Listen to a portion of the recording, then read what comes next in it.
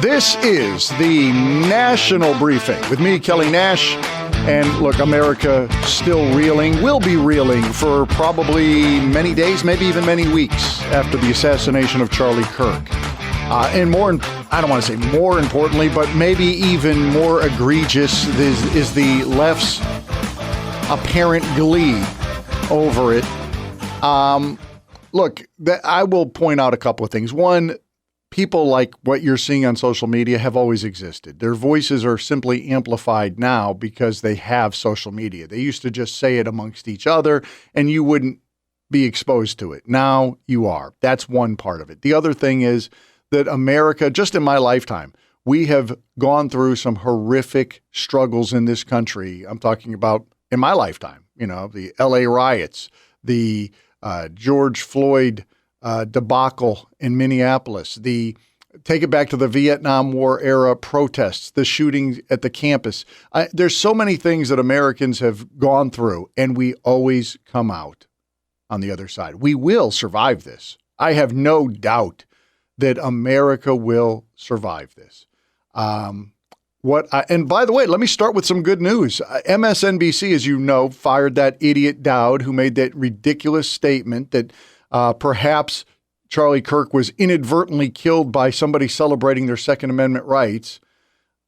Katie Tur, I don't know if she was the anchor who was on with that individual at the time, but she was on MSNBC yesterday, and listen to what she has to say now. But it was also an attack on the foundation of this country, on the idea that we are able to talk to each other, disagree with each other, debate each other, yell at each other even. We don't physically harm each other. We don't murder each other. We certainly don't justify it or make excuses for it. That's right.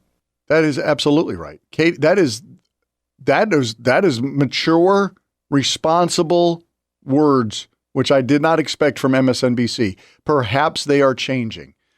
I hope that message gets down to the leadership at the Democrat Party.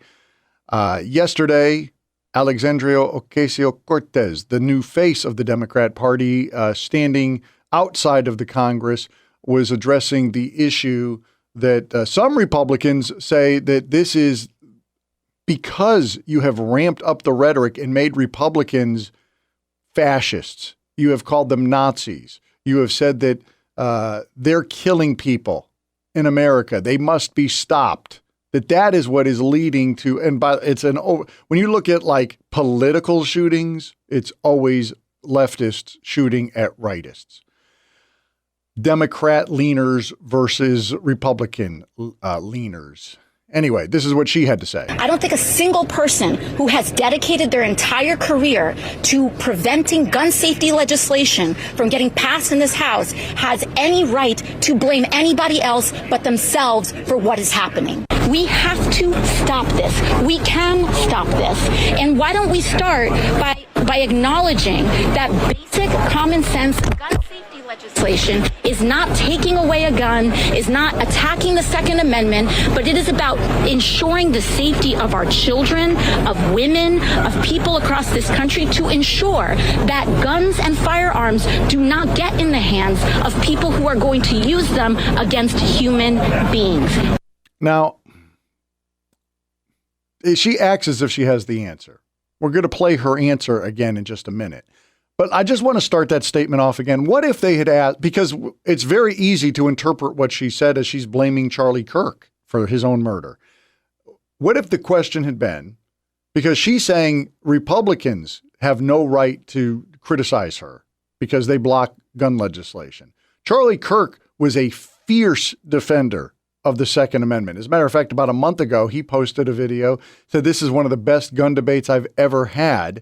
And it was him and a kind of heavy-set fellow. They go at it for about 12 minutes, respectfully at one another. And that's on his social media pages. You can see it right now. But he leans towards the government.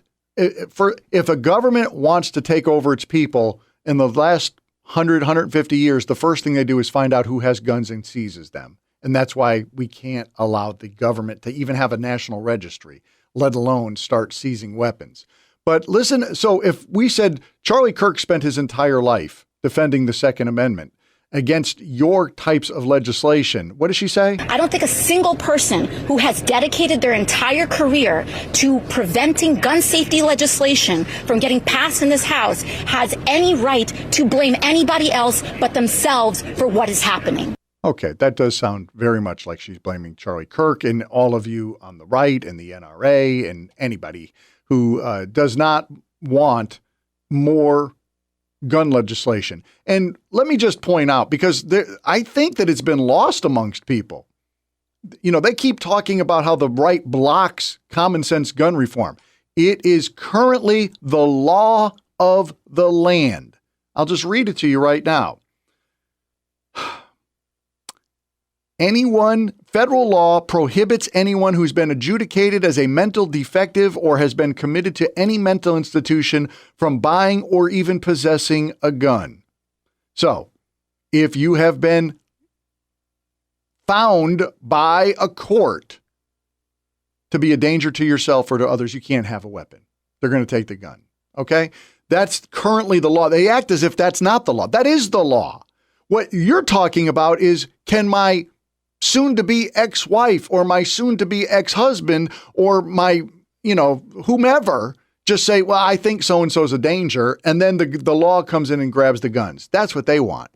That's insanity. No, you can't just have random people making accusations and then without any, as they love to say, due process, because we have to take the guns until we figure it out. So, we'll give you the guns back in 2 or 3 years after we figured it out whether or not you're safe or not. In the meantime, you're murdered. Number one weapon used in crimes, by the way, handguns. Number one weapon purchased by women to defend themselves against domestic violence, handguns. And also to protect themselves on the street, handguns. We've seen women use it thousands of times in this country, a handgun, to defend themselves stopping crimes. But they don't want the women to have the guns. That's what they're saying. We don't want women to be able to protect themselves from abusers.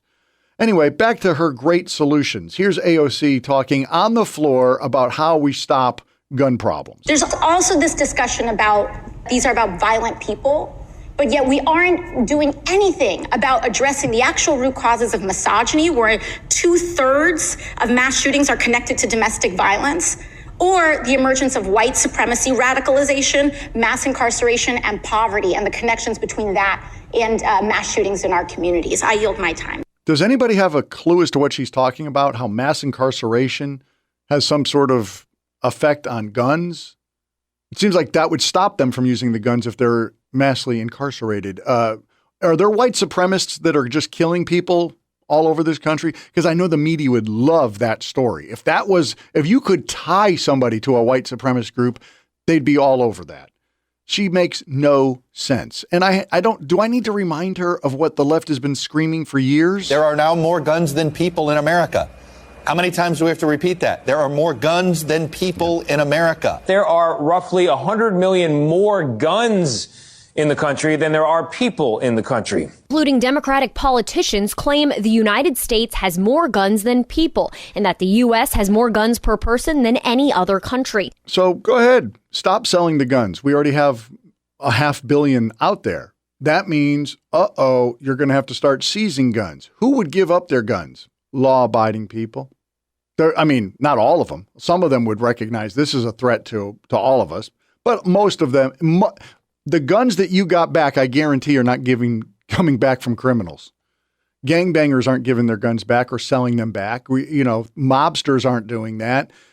People with bad intentions are not going to give their guns back or sell their guns back. So then you've just disarmed the population and made us sitting targets for the literally millions of people in this country who would like to do us harm. The reason you don't have a lot more violence in this country is because we have people well armed. And you can see that in every state that has looser gun laws, as you would call them, looser gun laws than the strict gun laws. The strict gun laws are what leads to a lot of violent crime. I rest my case and yield my time.